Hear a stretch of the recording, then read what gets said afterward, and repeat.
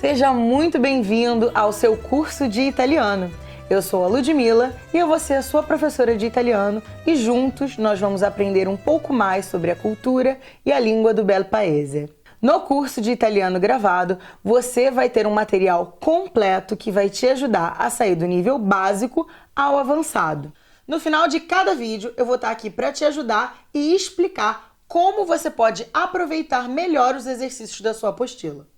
Neste módulo, o A1.1, você vai aprender a se comunicar, a quebrar o gelo e se apresentar, dizer o seu nome e aprender tempos simples no italiano. E na aula de hoje, vamos conhecer um pouco mais sobre as curiosidades a respeito da Itália. Vamos também aprender a nos apresentar, dizer o nosso nome, a nossa idade, entender um pouco sobre formalidade no italiano, além de aprender o alfabeto e os sons que as letras têm no italiano. Muito mais do que gramática, o nosso objetivo ao aprender uma língua é imergir dentro de uma cultura, entender como as pessoas pensam, entender como elas enxergam o mundo. Então, por isso que na nossa aula de hoje, além de aprender conteúdos básicos que vão te ajudar a se comunicar em italiano, você também vai aprender um pouco sobre a geografia da Itália e sobre curiosidades que têm tudo a ver com o bel paese. Então, a primeira pergunta que eu te faço é: o que é a Itália para você? Existem palavras que automaticamente nos remetem à Itália, como, por exemplo, máquina, carro, moda, calcio, que é o futebol no italiano, música, arquitetura, arte, pizza, vinho, cappuccino, café e entre outras coisas. Então, ao final dessa aula, na sua apostila, você vai encontrar elementos e palavras que são estereótipos claros, porém verdadeiros, do italiano e que você vai poder associar à sua vontade, ao seu desejo, à sua motivação ao aprender o italiano. É um exercício simples, apenas de associação de imagens às palavras. Você só vai ter que linkar cada imagem com cada palavra.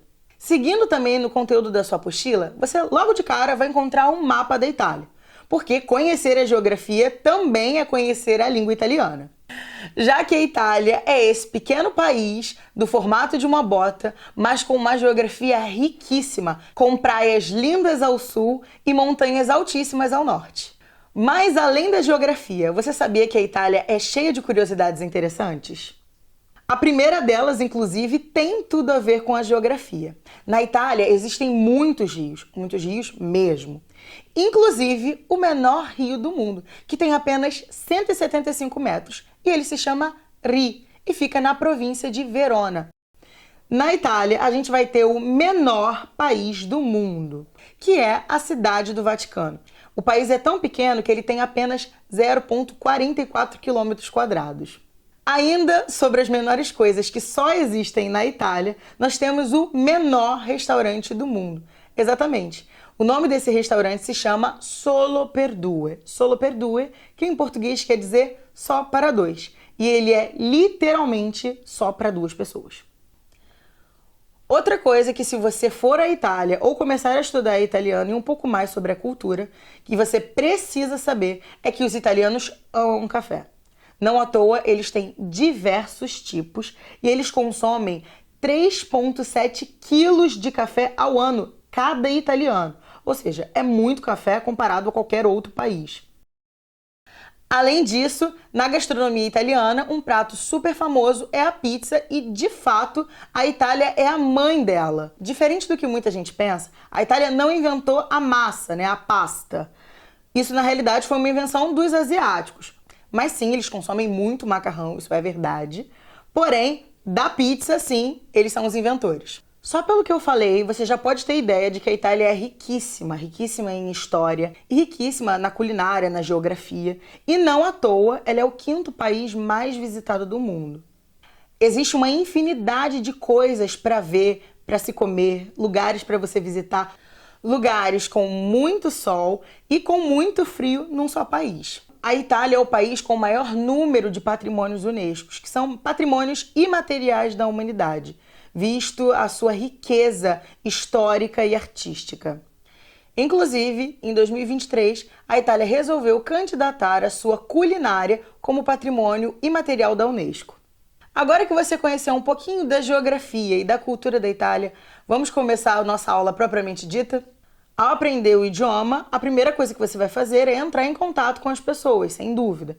Então, para isso, nosso primeiro tópico de aula hoje vai ser i saluti, ou seja, as saudações, como você pode cumprimentar alguém na chegada e na partida. Então, vamos aprender os nossos primeiros cumprimentos. Buongiorno, buongiorno.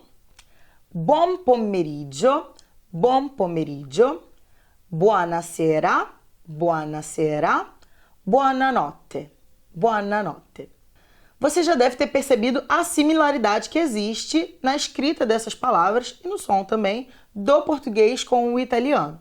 Buongiorno é bom dia, buon pomeriggio, boa tarde, buonasera, boa noite e buonanotte, boa noite também. Mas, pera lá, que diferença é essa entre buonasera e buonanotte? Antes de explicá-la, eu queria dizer para vocês que esses cumprimentos, essas saudações de bom dia, boa tarde, obviamente você vai usar de acordo com o horário do dia, e elas transitam bem em qualquer ambiente, independente da formalidade, porque esse cumprimento é o ideal quando a gente usa em ambientes formais, de completa formalidade, mas também ninguém vai te achar estranho se você falar buongiorno com uma pessoa que você já conhece. Mas, no geral, buongiorno, buon pomeriggio, buonasera e buonanotte, a gente usa para cumprimentar as pessoas com um pouco de polidez, com mais formalidade. Como prometido, buonasera e buonanotte. Qual é a diferença? Ao chegar em algum lugar por volta do período tarde e noite, você pode cumprimentar a pessoa com buonasera. E ao se despedir, quando você estiver voltando para sua casa, pronto para ir dormir, ou já é tarde da noite, e aí você pode usar o buonanotte para dizer tchau, adeus. Uma outra curiosidade também é que, dependendo da região, o buon pomeriggio vai ser mais ou menos usado. Por exemplo, no norte da Itália é muito comum que as pessoas usem buonasera a partir das 2, 3 horas mais ou menos, e antes disso a gente use buongiorno. Mais ao sul, é muito comum ver as pessoas desejando buon pomeriggio para dizer boa tarde. Seguindo os nossos cumprimentos, nós temos buona giornata, buona serata, que são especificamente usados para se despedir de alguém. O buona giornata é quando você quer desejar, mais ou menos, tenha um bom dia. O mesmo vale para o buona serata. Quando não é tarde o suficiente para você ir dormir, então você deseja que a pessoa tenha uma boa noite, e buonanotte quando você está indo dormir e já é bem tarde da noite. Ainda seguindo na lista de cumprimentos, nós temos salve, que quer dizer oi, mas de uma maneira neutra. Ele não é nem formal demais, nem informal demais. E tchau, que também quer dizer oi, é extremamente informal e eu aconselho você a utilizar apenas com os amigos. Curiosamente, tchau também pode ser utilizado para você se despedir, mas, assim como na chegada, na despedida, esse cumprimento é extremamente informal e deve ser usado apenas com quem você conhece. Ainda na despedida, nós temos arrivederci, arrivederci e arrivederla, arrivederla. Ambos significam adeus, tchau. A diferença vai estar na formalidade. Enquanto arrivederci é informal, arrivederla a gente usa para formalidade. Também podemos dizer a dopo, até mais. Ci vediamo dopo é nos vemos depois. A presto, que quer dizer até logo, e addio, adeus. Ainda na informalidade, nós temos o ti becchiamo. Ti becchiamo, esse da lista, com certeza é o mais informal, porque ele você vai utilizar realmente só com quem você tem muita intimidade e quer dizer algo semelhante a gente se esbarra, a gente se vê por aí. Buongiorno, buon pomeriggio, buonasera, buonanotte, buona giornata, buona serata, salve, ciao, arrivederci, arrivederla, a dopo, ci vediamo dopo, a presto, addio, ci becchiamo. Agora que você já aprendeu a cumprimentar alguém, vamos aprender a nos apresentarmos? Para isso, você vai precisar de 3 verbos que são fundamentais na hora da sua apresentação. Chiamarsi, chiamarsi, o verbo essere, essere e o verbo avere, avere. O verbo chiamarsi quer dizer chamar-se, enquanto o verbo essere quer dizer ser e estar, e o verbo avere, ter, no sentido de possuir. Então vamos ver as 3 primeiras pessoas do singular, porque é delas que a gente vai precisar na hora de se apresentar. Verbo chiamarsi.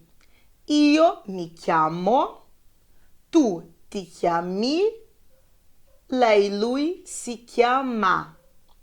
Ou seja, eu me chamo, você se chama, ele, ela se chama. Então, preste atenção às terminações dos verbos, porque é a partir delas que nós vamos identificar a qual pessoa a gente está se referindo. Verbo essere. Io sono, tu sei, lei, lui è. E verbo avere. Io ho, tu hai, lei, lui ha. Diferente do verbo chiamar-se, os verbos essere e avere são irregulares, ou seja, eles possuem uma conjugação própria. Mas vamos ver na prática como a gente utilizaria esses verbos que acabamos de ver? É importante lembrar que no italiano nós temos 2 registros, o informal e o formal. No registro informal, nós usamos o tu, ou seja, a segunda pessoa da conjugação. Já na formalidade, nós vamos utilizar a terceira pessoa, que no caso é o lei. Mesmo que eu esteja me dirigindo a uma segunda pessoa, falando diretamente com ela, se o registro for de formalidade, eu vou precisar utilizar o lei e fazer a concordância com a terceira pessoa do singular. Vamos aos exemplos de informalidade. Como eu posso fazer para perguntar o nome e a idade de uma pessoa? Come ti chiami? Come ti chiami? Ou também posso utilizar qual é il tuo nome? Qual é il tuo nome? E a resposta, obviamente, é na primeira pessoa. Mi chiamo Paula. Il mio nome è Paula. Ou simplesmente utilizando o verbo essere, sono Paula, io sono Paula. Não tem problema se você utilizar o pronome pessoal. Mas, se você quiser deixar a sua fala ainda mais italiana, eu aconselho só utilizar a conjugação, porque a partir dela a gente já consegue identificar de quem se trata. Vejamos os exemplos de informalidade. Come ti chiami? Qual é il tuo nome? Mi chiamo Paola. Il mio nome è Paola. Sono Paola. Piacere di conoscerti. E tu, come ti chiami?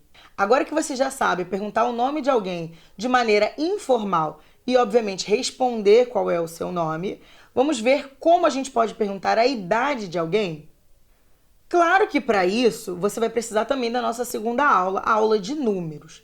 Mas hoje eu vou te ensinar o verbo que você vai utilizar para dizer a sua idade. Nós utilizamos o verbo avere para dizer a nossa idade. Então, fica mais ou menos assim. Quanti anni hai? Quanti anni hai? Para perguntar informalmente quantos anos tem uma pessoa. E a resposta, obviamente, vem no io. Ho 23 anni. Ho 23 anni. O número, obviamente, varia e, como eu disse, para isso você vai precisar da ajuda da segunda aula. Mas o verbo vai ser sempre o mesmo. Agora vamos aprender a perguntar o nome de alguém de maneira formal? Para isso, nós vamos utilizar os mesmos verbos que nós já vimos. A diferença é que agora a pergunta vai ser feita na terceira pessoa do singular. Come si chiama? Come si chiama? Qual é il suo nome? A grande diferença vai estar aí. Mesmo que você tenha perguntado na terceira pessoa, quem vai responder continua sendo io, ou seja, eu. Mi chiamo Paola Rossi. Sono Paola Rossi. Il mio nome è Paola Rossi. piacere di conoscerla. E lei, come si chiama? Para você devolver a pergunta. E lei, come si chiama? E para perguntar a idade funciona da mesma maneira, utilizando o verbo avere, mas na terceira pessoa. Quanti anni ha? Quanti anni ha? Ho 23 anni. Ho 23 anni. Vamos entender um pouquinho como funciona o registro de formalidade e informalidade no italiano. Como você já deve ter percebido, formalidade eu uso com quem eu não conheço e informalidade com quem eu já conheço. Mas tem uma diferença e não é tão simples assim. Ainda que eu não conheça a pessoa, mas se ela tem a mesma idade ou, por exemplo, ocupa o mesmo cargo de trabalho que eu posso usar tranquilamente o registro informal. Porém, se o contexto for de trabalho e essa pessoa estiver na hierarquia acima de você, mesmo que ela tenha sua idade, é preciso tratá-la com formalidade. A formalidade nós vamos usar com o nosso chefe, com pessoas mais velhas ou com pessoas em seus locais de trabalho, como, por exemplo, um garçom, uma vendedora. Nós não vamos jamais nos dirigirmos a uma pessoa no seu ambiente de trabalho como tu. Agora vamos ver como é que a gente pode falar com quem a gente já conhece e perguntar como essa pessoa está. No registro informal, come vai? Tutto a posto? Tutto bene? È un piacere rivederti. Sto bene, grazie. Tutto a posto? Tutto ok, grazie. Essas são algumas alternativas que você pode utilizar no momento de perguntar como a pessoa está e também são alternativas de respostas que você pode utilizar para você mesmo. Agora no registro formal. Come va? Sta bene? Tutto a posto? È un piacere rivederla. Non molto bene, non tanto bene, così così. Vocês com certeza repararam que as respostas são diferentes, mas aí você já consegue ter uma noção de respostas positivas e respostas negativas, quando tudo está indo bem ou quando tudo está indo mal. A diferença entre formalidade e informalidade, gramaticalmente falando, vai ser sempre a mesma. Tu para informal, lei para formal. E isso vale para todos os verbos. Então, agora que você já viu como se apresenta, como você pode dizer e perguntar o nome e a idade de alguém, vamos aprender as letras do alfabeto no italiano?